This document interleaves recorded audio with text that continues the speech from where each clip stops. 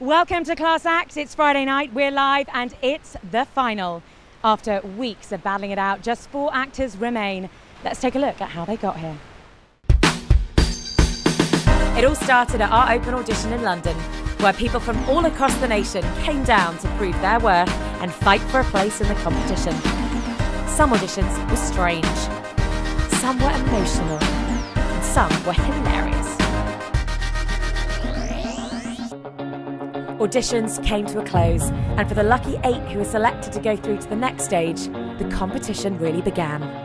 With only 4 places up for grabs in our live final, we had theatre producer Natalie Allison put them through their paces. Put you into some duologues that are going to hopefully push your boundaries at the end to give the judges a clear idea of who they want to send through to the next round. Paul, you've been selected to be the clown.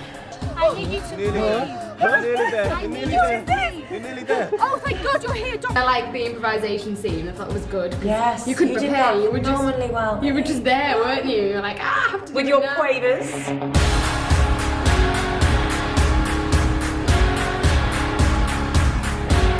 After that, the final 4 were chosen. Samantha Frost, Elizabeth Ollier, Paul Smith, and Amelia Harris. But who will be your class act?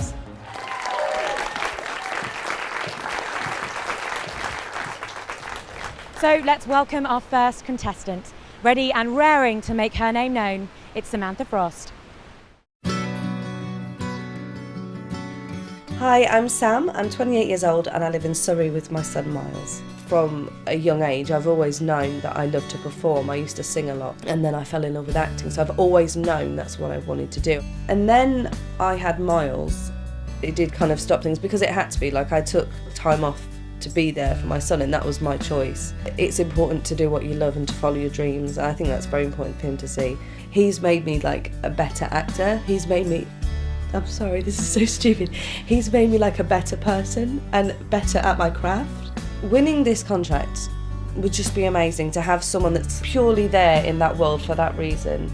I think that strong competition now. We've got to like the final 4 and I'm expecting it to be fun, but I don't have any expectations, just give it my best and see what happens really.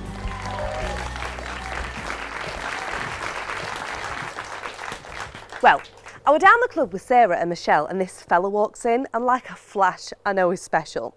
And he's taking a casual look around the room and his gazer lights on me like on a branch. So for dinner he takes me to this nice quiet place, really classy, wine and cheese and that. And he's saying I could be this and I could be that and that the world's my oyster, that's his view.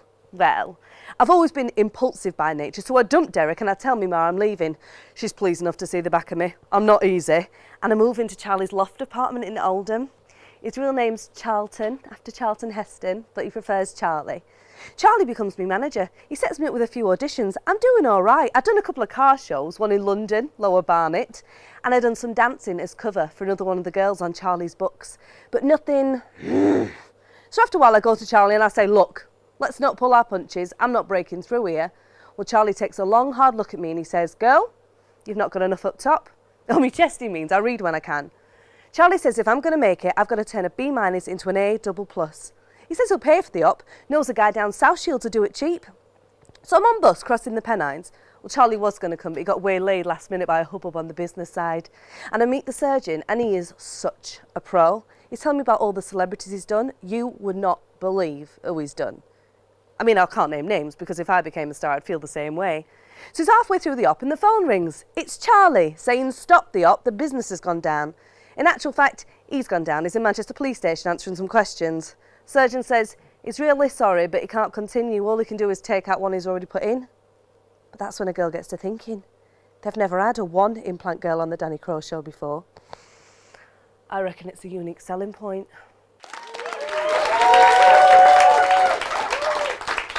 Judges, what do you want to say to Sam after that performance? I thought you did well. I believed you, and that's part of the battle. You know, you can have the best will in the world and you can have the best script in the world, but unless you convince me that you're saying those things, and I believed you. I believed you as well, and I think you're comfortable up there, which is really, really great.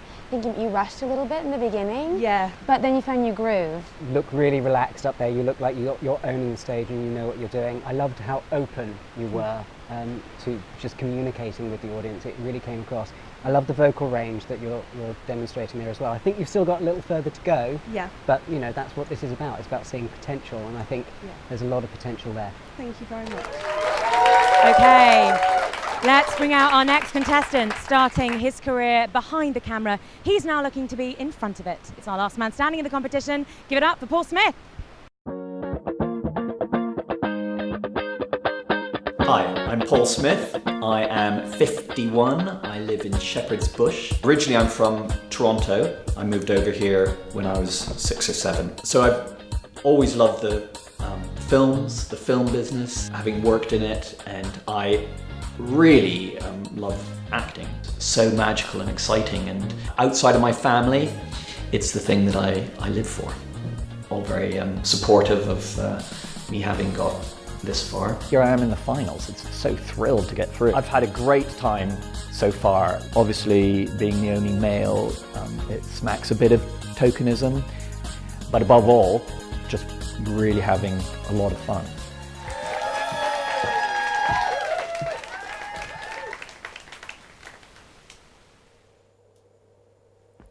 You common cry of curs, whose breath I hate as reek of the rotten fens, whose loves I prize as the dead carcasses of unburied men that do corrupt my air. I banish you, and here remain with your uncertainty. Let every feeble rumour shake your heart. Your enemies, with the nodding of their plumes, do fan you into despair. Have the power still to banish your defenders, till at length your ignorance, which finds not till it feels, making but reservations of yourselves, still your own foes, deliver you as most abated captives to some nation that won you without blows. Despising for you the city, thus I turn my back. There is a world elsewhere.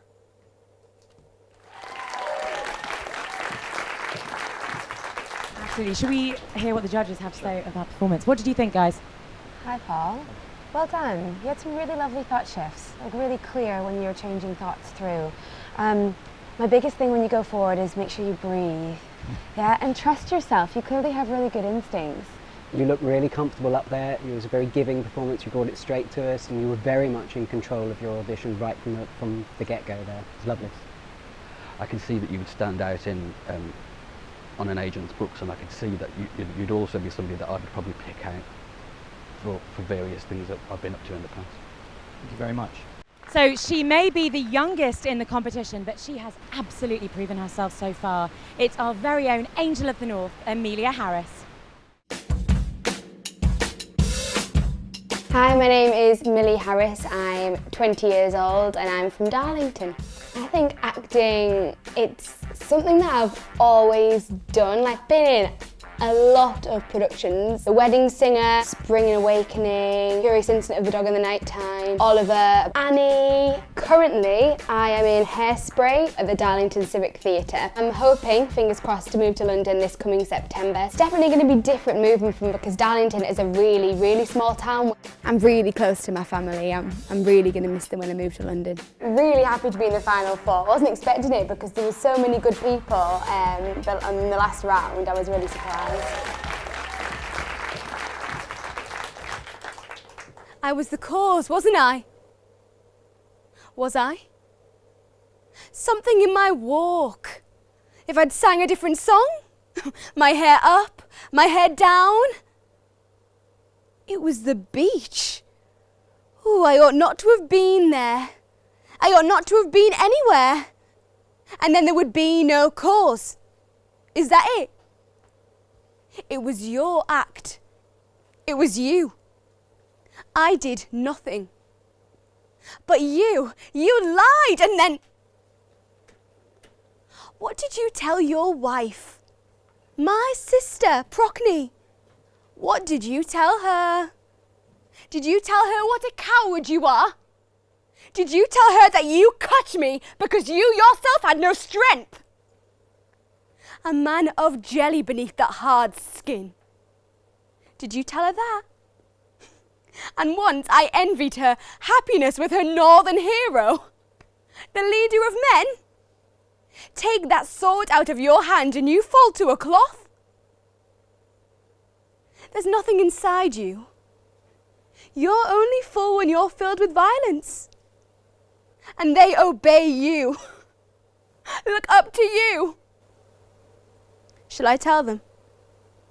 Yes, I will talk.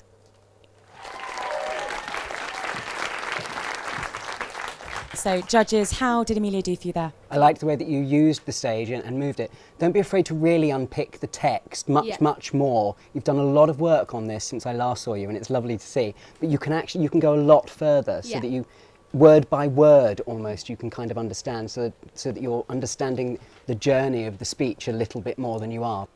A really good choice of material, because it allowed you to show us a range of expression and to emote when you didn't have anything to react to except yourself. Thank you. You handled it very well.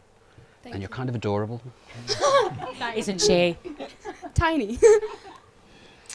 It was really nice because you came out and yes, you're adorable, yeah, and you're small, but you're actually a really mighty little woman.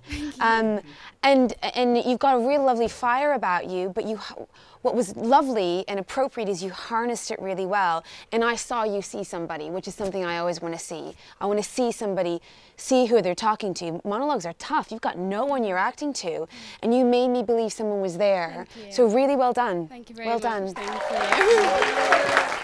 you. You must be very happy with those comments. I'm really happy, and for the advice and everything, it was really take it on board. Thank you very much. And last but not least, a lady who is full of surprises. Please welcome to the stage, Elizabeth Ollier. I'm Elizabeth, I'm 53 and I live in West London. Acting was the thing I thought I did best and I enjoyed most, but it was sort of glossed over as not being a particularly sensible thing to get into.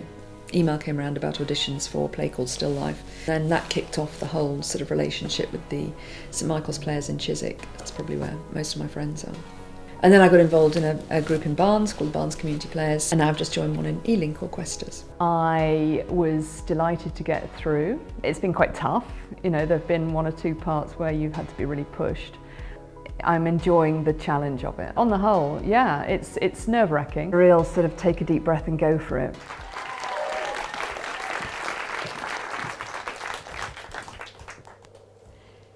Nobody normally gets killed around here. They're mostly detached houses and you never even hear shouting. So it took me a moment to tipple to what she was saying. I really only know her to nod to, but they have a lovely magnolia. Anyway, she came out and said, I know we don't really know one another, only I think there's something wrong with Mr. McCorkerdale. Well, I was rushing actually. I wanted to get the 5 to 9 and go to Sainsbury's. But I went in, I said, has he been poorly? And she said, oh no, I've a feeling he's dead. Come in, only Mrs. Horrocks is not wearing any trousers.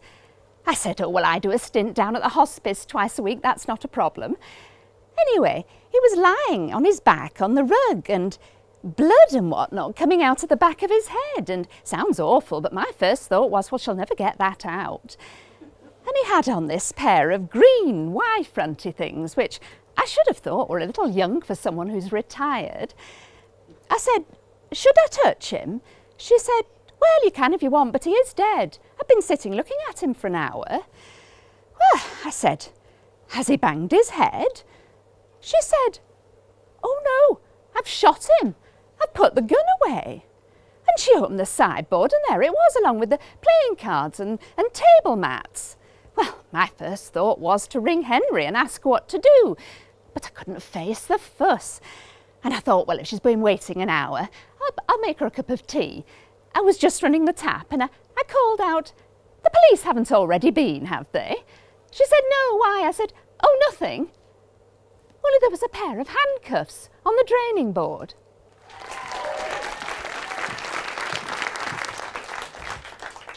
Well, I'm sure you're dying to know. What did our judges think? Really tricky material and well handled. A very solid performance of something that can actually go to the wrong side of camp, and you managed to keep it in control. You were believable, and it felt like Alan Bennett writes, which is conversational. Thank you.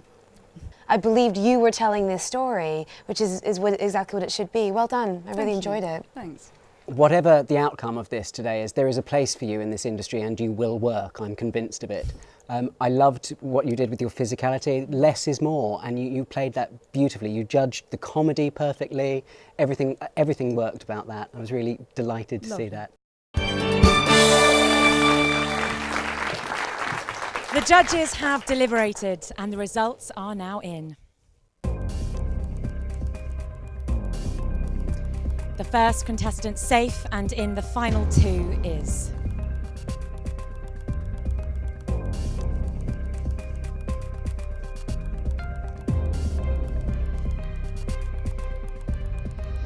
It's Elizabeth!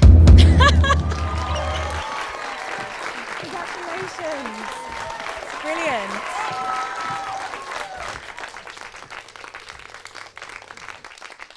And joining Elizabeth to compete against her for that 12-month agency contract is...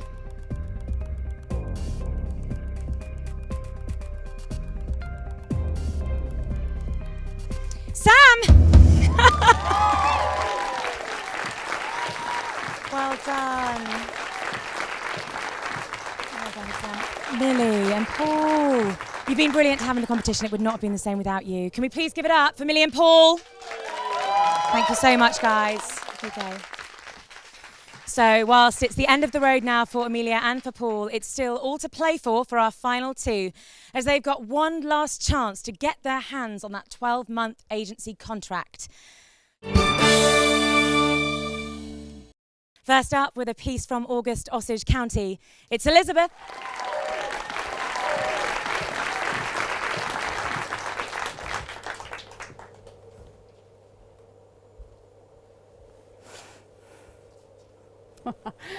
I ever tell you the story of Raymond Qualls?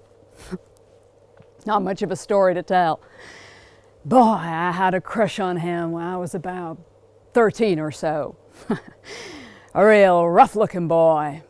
Beat up Levi's, messy hair, terrible underbutt. But he had these beautiful cowboy boots, shiny chocolate leather. He was so proud of those boots, you could tell. He'd walk around all arms and elbows all puffed up and cocksure. I decided I need to get girly pair of those same boots, and he'd ask me to go steady with him. I convinced myself of it.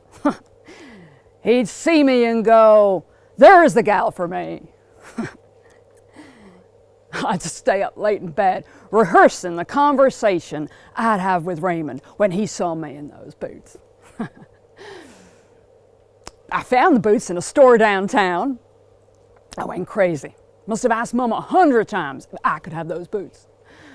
What do you want for Christmas, Vi? Oh, Mama, I'd give it all up if I could just have those boots. Bargaining, you know. Anyway, she started dropping hints about this package she'd wrapped up and put under the Christmas tree. Sort of boot box shape. Real nice wrapping paper. Now, Vi, don't you go cheating on me and looking before Christmas morning. A little smile on her face. Well, Christmas morning I was up under that tree, boy, tearing into that package.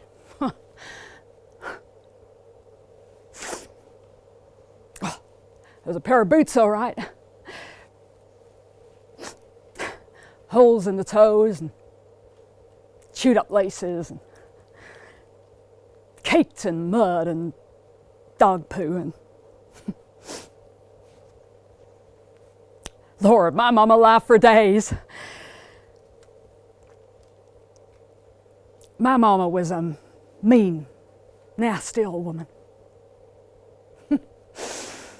I guess that's where I got it from.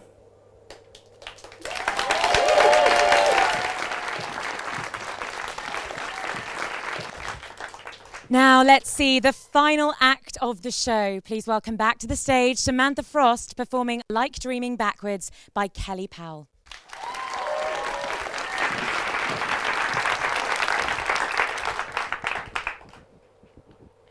Have you ever had a dream and suddenly you realize that you're dreaming?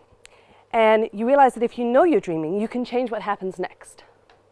Well, when I have an episode, it is exactly like that, only backwards.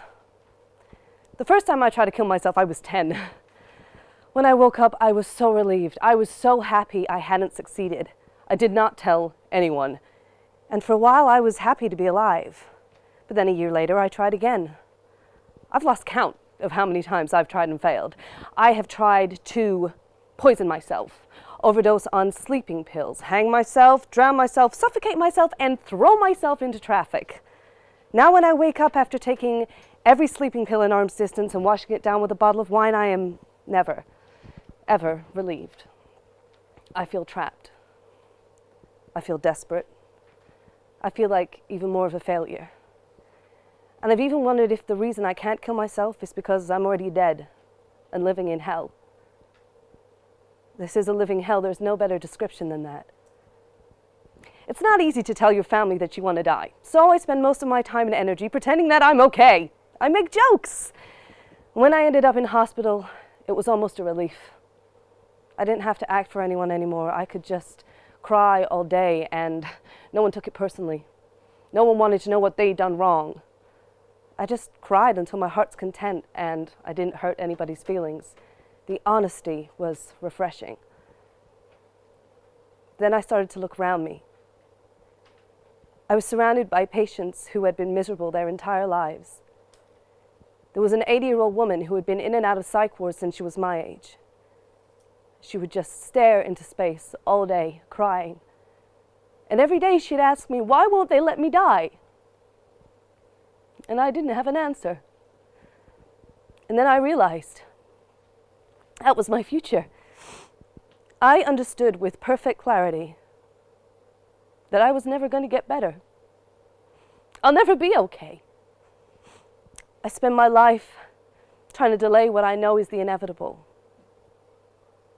And any day could be my last.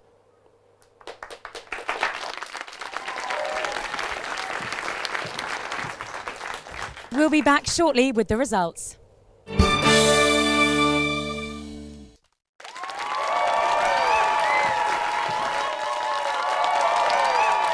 Good luck to both Sam and Elizabeth. The winner of Class Act 2015 is...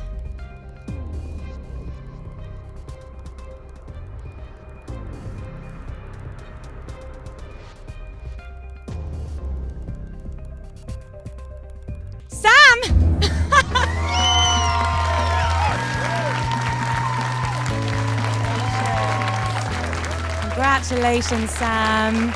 You thrilled? Yeah, I'm a little bit speechless, to be honest. Yeah. I'm so happy for you. Thank you, yeah. Yeah, thank you. Let's though go to Elizabeth. Oh, so close. I know, but I said to Sam, do you know what, if you win, you so deserve it. She's fantastic, really. It's been a pleasure to have you as part of our competition and on the show. So please, can you give it up for Elizabeth?